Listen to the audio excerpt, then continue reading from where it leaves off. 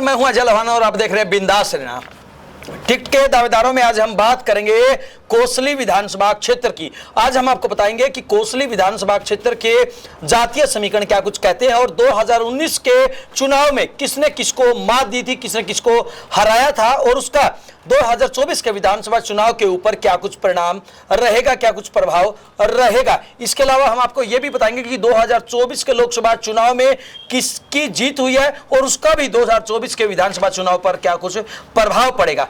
इसके अलावा जो हमारा खास कार्यक्रम है टिकट के दावेदार, इस कार्यक्रम के तहत हम आपको बताएंगे कि बीजेपी की तरफ से, जेजेपी की तरफ से, इनेलो की तरफ से और कांग्रेस पार्टी की तरफ से कौन से वो बड़े चेहरे हैं जो टिकट के दावेदारों में शामिल है। हम आपको बता दें कि बिंदास हरियाणा की तरफ से सर्वे करवाया गया और सर्वे के अंदर जिन जिन लोगों के नाम टिकट के दावेदारों में शामिल हैं उन्हीं के ऊपर हम चर्चा करेंगे। और चर्चा उन नामों पर चर्चा करने से पहले आइए आपको बताते हैं कि 2019 के चुनाव परिणाम में क्या कुछ रहा था। बीजेपी की तरफ से लक्ष्मण सिंह यादव ने चुनाव लड़ा था, उनको 78,813 वोट मिले थे। और वहीं कांग्रेस पार्टी की तरफ से राव यदुवेंद्र सिंह ने चुनाव लड़ा था, उनको 40,189 वोट मिले थे। यानी कि लक्ष्मण सिंह यादव ने कांग्रेस के उम्मीदवार राव यदुवेंद्र सिंह को 40,189 वोट से हराया था। और वहीं जेजेपी की तरफ से रामफल सिंह ने चुनाव लड़ा था, उनको केवल 15,941 वोट मिले थे। और बीएसपी की तरफ से डॉक्टर अजीत सिंह चहल ने चुनाव लड़ा था, उनको नाम मात्र 3,612 वोट मिले थे। वहीं आईएनएलडी के जो उम्मीदवार है वो बीएसपी से भी नीचे रहे थे और किरणपाल यादव ने यहां से चुनाव लड़ा था, उनको केवल 2,322 वोट मिले थे। तो इस प्रकार 2019 का चुनाव परिणाम रहा था। उसके बाद अगर हम बात करें जातीय समीकरणों की, तो जातीय समीकरण जो हैं वो अनुसूचित जाति के जो मतदाता है यहाँ पे करीब 52,000 की संख्या है। और वहीं ग्रामीण मतदाताओं की अगर हम बात करें तो 2,45,000 यहाँ के मतदाता। वहीं शहरी मतदाताओं की बात करें तो करीब 13,000 की आबादी यहाँ शहरी मतदाताओं की है। उसके अलावा कुल वोट की अगर हम बात करें तो 2,58,000 के करीब यहाँ के कुल मतदाता है। वहीं अगर हम कोसली विधानसभा की खास बातों की जिक्र करें तो पूर्व मुख्यमंत्री राव बीरेंद्र सिंह के प्रभाव का ये इलाका रहा है और रेवाड़ी जिले की एकमात्र विधानसभा सीट है जो रोहतक लोकसभा के अंतर्गत आती है। इसी मुद्दे पे हम चर्चा करेंगे। हमारे साथ चर्चा में हिस्सा लेने के लिए पॉलिटिकल एक्सपर्ट प्रदीप कुमार जी मौजूद है। प्रदीप जी, स्वागत है आपका बिंदास रहना। धन्यवाद अजय जी। प्रदीप जी, किस प्रकार से देखते हैं कोसली विधानसभा को आप? देखिए अजय जी, कोसली विधानसभा क्षेत्र बड़ा आश्चर्यजनक सा क्षेत्र कह सकते हैं हम। पिछला जो लोकसभा चुनाव था वर्ष 2019 का, यहाँ से कांग्रेस पार्टी के दीपेंद्र सिंह हुड्डा लगभग 72,000 मतों से हारे थे जी। और वही 72,000 जो वोट थे वो उनकी हार में निर्णायक सिद्ध हुए, क्योंकि वो कुल जो उनका हार थी वो केवल 7,500 वोट से हारे थे जी। और जबकि अकेले कोसली विधानसभा से वो 72,000 मतों से हारे थे जी। और जबकि 2024 के जो लोकसभा चुनाव हुआ उसमें दीपेंद्र सिंह हुड्डा जी ने बहुत अच्छा प्रदर्शन करते हुए यहाँ से पूरा पासा पलट दिया और वो यद्यपि बहुत कम अंतर, केवल 2 वोट के अंतर से वो यहाँ से जीत पाए, लेकिन फिर भी 72,000 वोट का जो अंतर था उसको उन्होंने पूरा किया। तो मैं समझता हूँ कि ये बहुत एक दीपेंद्र सिंह हुड्डा जी की बहुत बड़ी उपलब्धि थी इस इलाके में। और ये जाहिर होता है कि वर्तमान में उस इलाके का कहीं ना कहीं दीपेंद्र सिंह हुड्डा जी के प्रति काफ़ी बड़ा रुझान है जी, काफ़ी बड़ा रुझान है। और वहीं अगर हम बात करें विधानसभा चुनाव की, 2019 के विधानसभा चुनाव में लक्ष्मण सिंह यादव ने 38,624 वोटों से जीत हासिल की थी, लेकिन 2024 के लोकसभा चुनाव में वो केवल 2 वोट पे आ गए। बिल्कुल, देखिए मैंने तभी आपको ये कहा है कि देखिए 2019 के लोकसभा चुनाव में वहाँ से भारतीय जनता पार्टी 72,000 वोट से जीती और विधानसभा में वही भारतीय जनता पार्टी 38,000 वोट से जीतती है। काफ़ी उनका जो जीत का अंतर है वो घट के काफ़ी लगभग आधे के आसपास आ जाता है। और 2024 आते आते वहाँ से कांग्रेस पार्टी के उम्मीदवार दीपेंद्र सिंह हुड्डा 2 वोट से जीत जाते हैं। तो इस बात से लगता है कि वहाँ पे उस इलाके में भारतीय जनता पार्टी का ग्राफ काफ़ी तेजी से, मैं कह सकता हूँ, नीचे आया है। तो और वहाँ पे क्योंकि दीपेंद्र सिंह हुड्डा जी वहाँ से लगातार सांसद हैं, तो उनके प्रभुत्व का इलाका है और इससे साफ लगता है कि दीपेंद्र सिंह हुड्डा जी वहाँ पे काफ़ी प्रभावशाली व्यक्तित्व हैं। जी, आइए अब चर्चा करते हैं टिकट के दावेदारों की। जी हाँ, बिंदास हरियाणा की तरफ से जो सर्वे करवाया गया, जो अलग अलग टीमें भेजी गई और उन टीमों के तहत जिन जिन नेताओं का, जिन जिन चुनाव लड़ने वाले लोगों के जो नाम सामने आए हैं वो हम आपको बताने जा रहे हैं। जी हाँ, टिकट के दावेदारों में कोसली विधानसभा से बीजेपी की तरफ से जो दावेदार हैं उनमें सबसे पहला नाम निश्चित रूप से लक्ष्मण सिंह यादव का है। वर्तमान विधायक है, काफी कद्दावर नेता हैं, वो प्रदीप जी टिकट के दावेदार में सबसे ऊपर है। बिल्कुल अजय जी, देखिए निश्चित तौर पे लक्ष्मण सिंह यादव जी क्योंकि वहाँ से वर्तमान में विधायक हैं, उस नाते से उनकी दावेदारी मजबूत भी है जी। परंतु क्योंकि भारतीय जनता पार्टी जहाँ तक लगता है एंटी इनकम्बेंसी को ध्यान में रखते हुए बहुत सारे जो विधायक हैं वर्तमान में उनके टिकटों में बदलाव कर सकती है, तो उस नाते से वैसे उनकी उम्मीदवारी मजबूत है, परंतु कहीं ना कहीं जो उनको खामियाजा भुगतना पड़ सकता है जो लोकसभा चुनाव में जो चुनाव परिणाम रहे उसका, और उस नाते से कहीं ना कहीं मैं समझता हूँ उनकी दावेदारी कमजोर पड़ती है। जी, कहीं ना कहीं लोकसभा चुनाव के अंदर जो वोट का जो प्रतिशत जो घटा है, जो 38,000 से भी ज्यादा की जो जीत थी वो केवल 2 वोट पे आ गई है, तो उसका खामियाजा इनको भुगतना निश्चित पड़ सकता है। वहीं अगर हम बात करें टिकट के दावेदारों में अगले नाम की, विक्रम ठेकेदार पूर्व मंत्री हैं, वो भी टिकट के दावेदारों में प्रदीप जी शामिल है। बिल्कुल अजय जी, वो पहले मंत्री रहे हैं और वहाँ से विधायक रहे हैं, तो निश्चित तौर पे वो अपनी दावेदारी पेश करेंगे, परंतु जब पिछले विधानसभा चुनाव में ही उनको दरकिनार कर दिया गया था तो मुझे नहीं लगता कि पार्टी उनके ऊपर दोबारा से कोई दाव खेलेगी। जी, कहीं ना कहीं विक्रम ठेकेदार के लिए इस चुनाव में थोड़ी बहुत मुश्किल हो सकती है, हालांकि टिकट के दावेदारों में विक्रम ठेकेदार भी शामिल हैं। वहीं उसके बाद जो नाम है बिंदास हरियाणा, किसी को पहले या अंतिम पायदान पे नहीं पहुंचा था, एक एक करके हम चर्चा कर रहे हैं जो टिकट के दावेदारों में जो शामिल हैं। हालांकि दर्शक फैसला करेंगे कि आखिरकार वास्तव में टिकट के दावेदारों में कौन सबसे ऊपर है, और ये तो चुनाव के समय ही पता चलेगा कि टिकट किसको मिलेगी।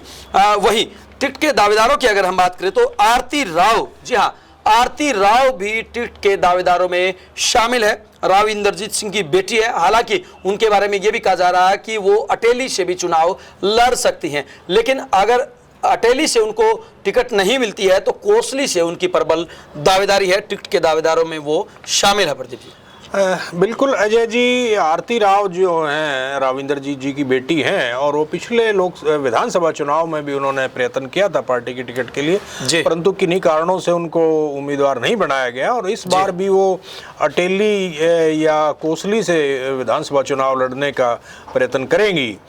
और पार्टी मैं समझता हूँ कि यदि उनको उम्मीदवार नहीं बनाती है तो भी मैं समझता हूँ कि वो शायद चुनाव लड़ें, पार्टी की उम्मीदवारी के ना होने के बावजूद भी शायद वो चुनाव लड़ें, परंतु उस स्थिति में शायद कोसली से चुनाव नहीं लड़ेंगी।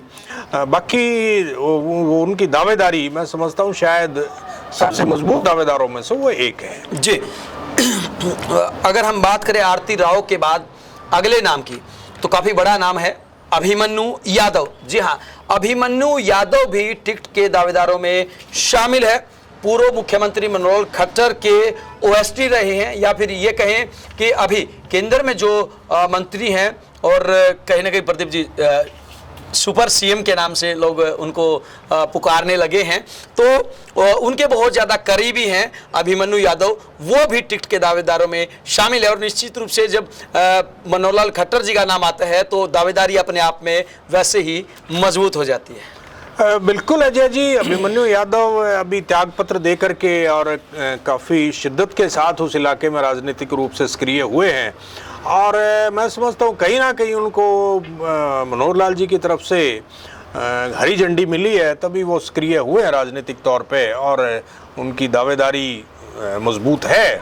और बाकी आने वाला समय बताएगा कि मनोहर लाल जी उनके ऊपर दाव खेलते हैं या नहीं खेलते हैं, लेकिन क्योंकि टिकटों के वितरण में मनोहर लाल जी का काफ़ी बड़ा योगदान होगा, उस नाते से मनोहर लाल जी प्रयत्न करेंगे कि अभिमन्यु जी जो उनके नज़दीकी रहे हैं उनको उम्मीदवार वहां से बनाया जाए। जी, वहीं अभिमन्यु के बाद वीर कुमार यादव भी टिकट के दावेदारों में शामिल है। एसएस बोर्ड के मेंबर रहे हैं, पूर्व प्रवक्ता रहे हैं, वो भी टिकट के दावेदारों में शामिल हैं। और इसके अलावा अमन सिंह भी टिकट के दावेदारों में शामिल है। प्रदीप जी।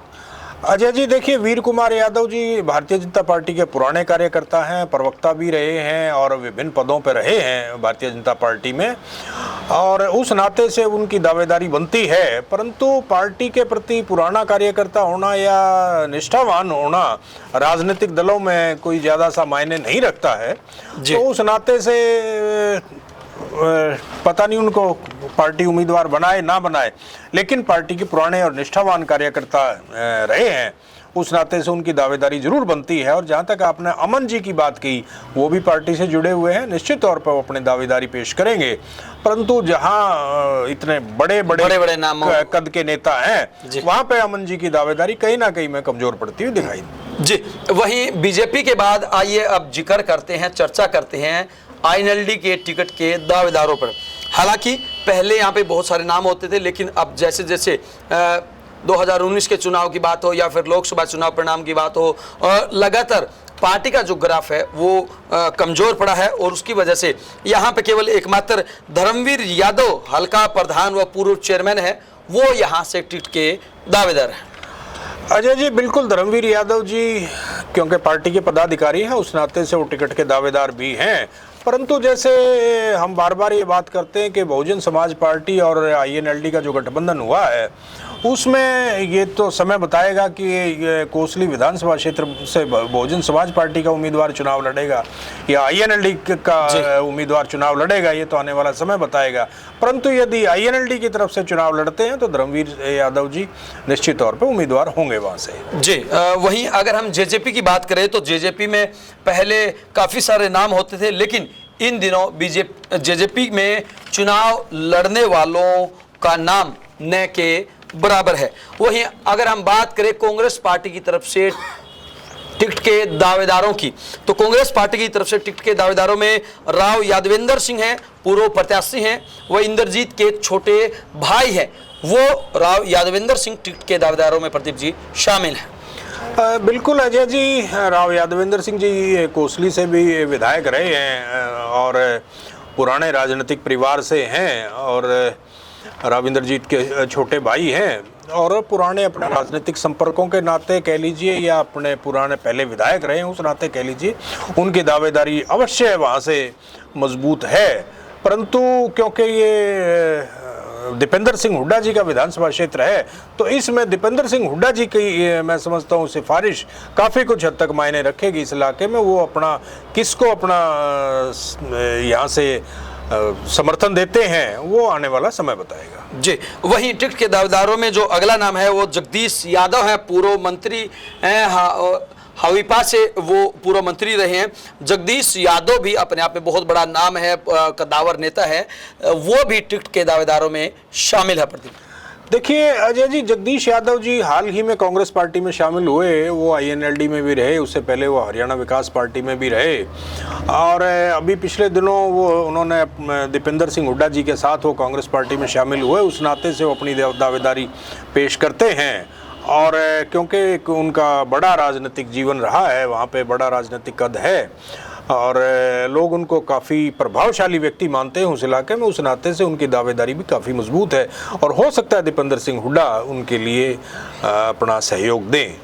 जी, वहीं टिकट के दावेदारों में जो अगला नाम है वो अनिल पालावास हैं, पहले भाजपा में थे, अब कांग्रेस में प्रवक्ता रहे हैं। अनिल पालावास भी टिकट के दावेदारों में शामिल है। इसके अलावा मनोज कौशलिया हैं, पूर्व युवा अध्यक्ष हल्का कोसली रहे हैं, युवा से लेके अब तक लगातार वो कांग्रेस पार्टी से जुड़े हुए हैं। तो इस प्रकार अनिल पालावास व मनोज कौशलिया दोनों ही टिकट के दावेदारों में शामिल हैं।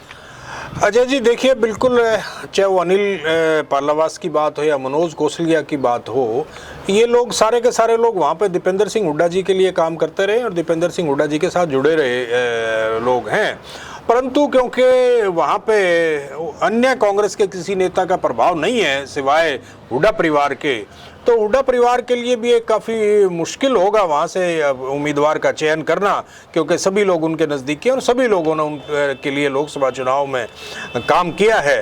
लेकिन फिर भी अनिल पालावास हो या मनोज कौशलिया हो, दोनों ही लोगों के बीच में रहने वाले लोग हैं, काम करने वाले लोग हैं, तो दावेदारी अपनी अवश्य पेश करेंगे। जी, वहीं कांग्रेस पार्टी की तरफ से जो अंतिम नाम है वो है किरणपाल यादव, पूर्व प्रत्याशी रहे हैं, वो भी टिकट के दावेदारों में शामिल है। देखिए अजय जी, किरणपाल जी INLD में रहे, वर्तमान में कांग्रेस पार्टी में हैं, दावेदारी अवश्य पेश करेंगे और उस नाते से कि वो उन्होंने एक बार वो चुनाव लड़ चुके हैं, जनसंपर्क उनका है, उस नाते से वो अपनी दावेदारी अवश्य पेश करेंगे।